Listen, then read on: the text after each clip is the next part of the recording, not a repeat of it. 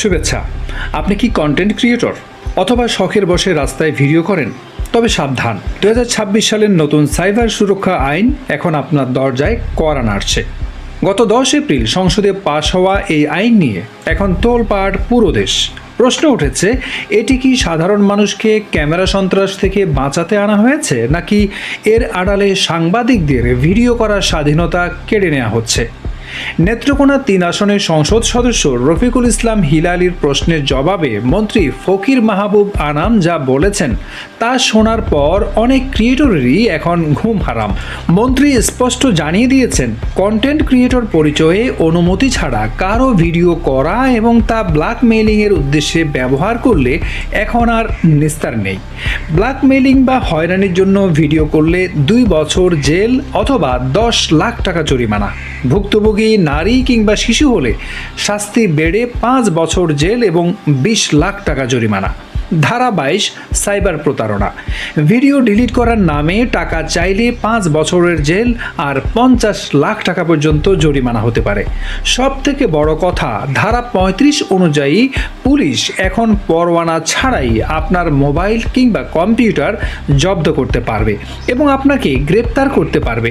তদন্তের সময়ও বেঁধে দেওয়া হয়েছে মাত্র 90 দিন, অর্থাৎ বিচার হবে ফাস্ট ট্র্যাক পদ্ধতিতে। সাংবাদিকতা বনাম কন্টেন্ট ক্রিয়েশন, এখানে শুরু হয়েছে বিতর্ক। আচ্ছা, নিউজ তো এখন কন্টেন্ট, তাই না? তাহলে একজন সাংবাদিক যখন রাস্তায় কোনো ঘুষ লেনদেন অথবা অনিয়মের ভিডিও করবেন, তখন কি তিনি অনুমতি নেবেন? আইন বলছে, যদি ভিডিওটি হয়রানি বা ব্যক্তিগত গোপনীয়তা নষ্টের উদ্দেশ্য হয় তবেই এটি অপরাধ। কিন্তু সাংবাদিকতার ক্ষেত্রে জনস্বার্থ বা পাবলিক ইন্টারেস্ট শব্দটিকে কিভাবে সংজ্ঞায়িত করা হবে তা নিয়ে ধোঁয়াশা রয়ে গেছে। যদি কোনো অসাধু ব্যক্তি নিজেকে বাঁচাতে এই আইনের অপব্যবহার করে সাংবাদিকের নামে মামলা ঠুকে দেয়, তাহলে সেটি হবে সাংবাদিকতার জন্য এক চরম অশনি সংকেত। সরকার এবার শুধু আইনে থেমে নেই, প্রযুক্তিগতভাবেও মাঠে নামছে। মন্ত্রী জানিয়েছেন, সোয়ার এবং ইডিআর এর মতো ক্লাউড ভিত্তিক সিকিউরিটি সিস্টেম এখন রিয়েল টাইমে আপনার কন্টেন্ট শনাক্ত করবে। ইন্টারপোল এবং আন্তর্জাতিক তদন্ত সংস্থার সহযোগিতায় বিদেশের মাটিতে বসে যারা মানহানিকর ভিডিও বানান তাদেরও বিচারের মুখোমুখি করার বিধান রাখা হয়েছে ধারা 48-এ।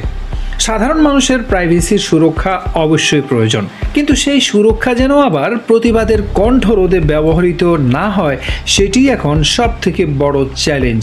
2026 সালের এই আইনটি কি ডিজিটাল হ্যারাসমেন্ট থেকে মুক্তি দেবে, নাকি সৃজনশীলতা আর সত্য প্রকাশের পথে দেয়াল হয়ে দাঁড়াবে?